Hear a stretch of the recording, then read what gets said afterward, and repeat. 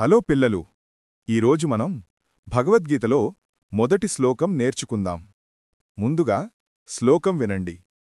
ఇక ప్రారంభిద్దామా? శ్లోకం. ధృతరాష్ట్ర ఉవాచ ధర్మక్షేత్రే కురుక్షేత్రే సమవేతాయుయుత్సవః మామకాః పాండవాశ్చైవ కిమకుర్వత సంజయ.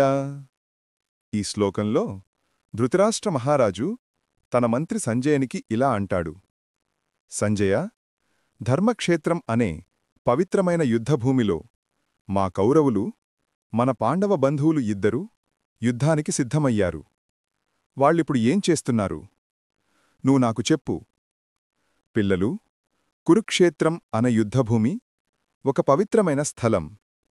అక్కడ రెండు సైన్యాలు శ్రద్ధగా, ధైర్యంగా యుద్ధానికి సిద్ధమై నిలబడ్డాయి. ఈ శ్లోకం మనకి ఒక మంచి విషయాన్ని చెబుతుంది. ధర్మం అంటే సత్యం, మంచితనం, నిజాయితీ ఎప్పుడు మనకి రక్షణ ఇస్తాయి. ఇదే భగవద్గీత మొదటి శ్లోకం. సరే పిల్లలు, తరువాతి వీడియోలో తరువాతి శ్లోకం నేర్చుకుందాం.